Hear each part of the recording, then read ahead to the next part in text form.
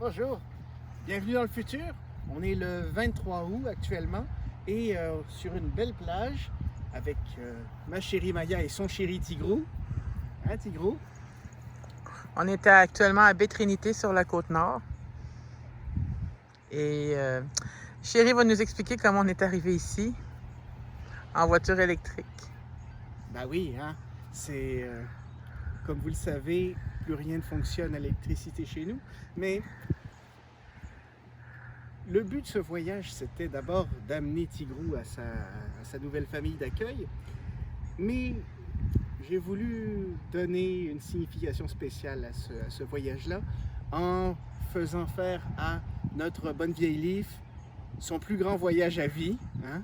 On est parti plutôt de Longueuil vendredi dernier. On a passé la nuit à Québec. Bon, jusqu'à maintenant, on était en terrain connu. Et puis de Québec, on est parti samedi matin vers Sept-Îles. Et on n'est pas encore rendu. Alors, je mettrai les détails du voyage plus loin, mais j'ai voulu prendre une pause ici à Baie-Trinité parce que une des choses qui m'a vraiment marqué depuis que je suis passé à la voiture électrique, c'est tous les paysages formidables que je découvre. J'ai pris conscience de ça au début. La première fois, je me suis arrêté à Montebello. Montebello, d'habitude, bon, on charge à la BRCC et on repart. Mais une fois, j'ai voulu juste charger sur une L2 pendant 2-3 heures et en profiter pour me promener dans le parc du château Montebello. Et le paysage était à couper le souffle. Mais c'était rien à côté de ce qu'on voit ici. Regardez-moi ça. On est dans le golfe du Saint-Laurent. Et puis là, vous me voyez pieds nus. J'ai été pataugé dans l'eau glacée tout à l'heure. J'ai eu ma dose de pataugeage dans l'eau glacée cet été quand j'ai installé ma pompe de rivière pour pouvoir arroser le terrain sans tricher sur les restrictions d'eau. Mais là, on n'est pas du tout... C'est vraiment pas du tout la même expérience. Quoique, techniquement, c'est la même eau. Hein? Quand on y pense, c'est ici que l'eau du fleuve se mélange à l'eau de l'océan Atlantique. Ça nous donne une eau demi-sel.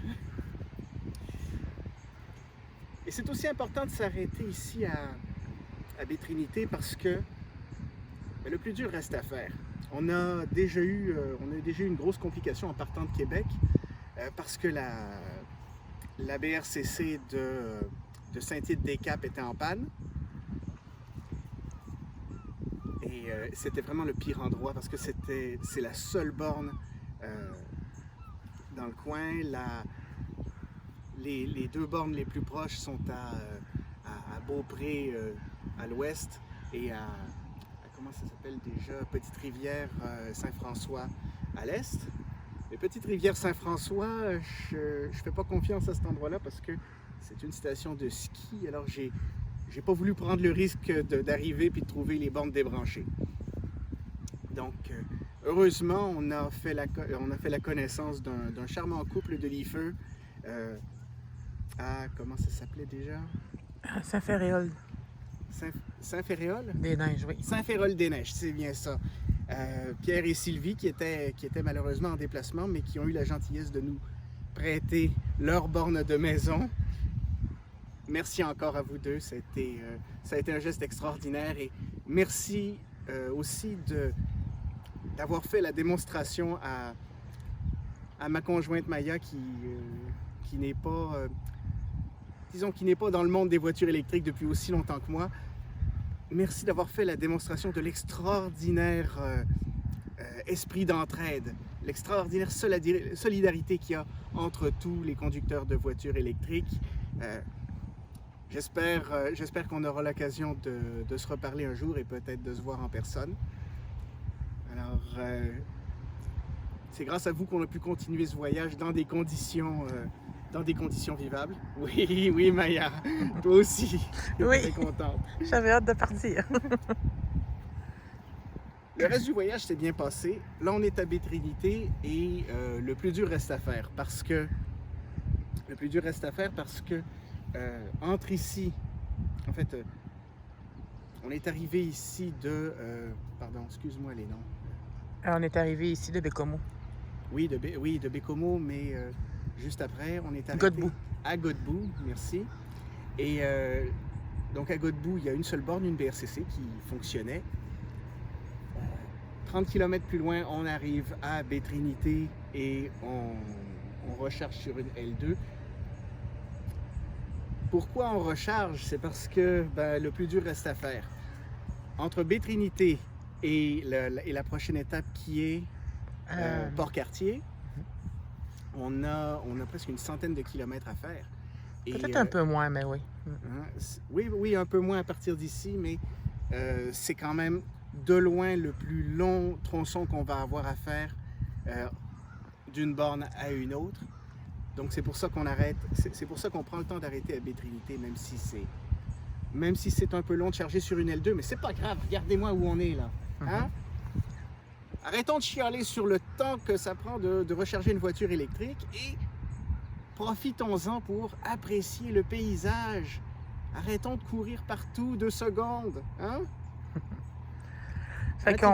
Oui, Tigro a bien profité du voyage. Hein? Il a découvert plein de nouveaux coins. Il aime ça explorer. Hein? C'est un grand curieux. Les haies de cèdre, il adore les haies de cèdre. Oui, on a découvert ça aux Escoumins. Hein? Oui, c'est ça. Il a patrouillé toutes les haies de cèdre qu'on a croisées. Hein?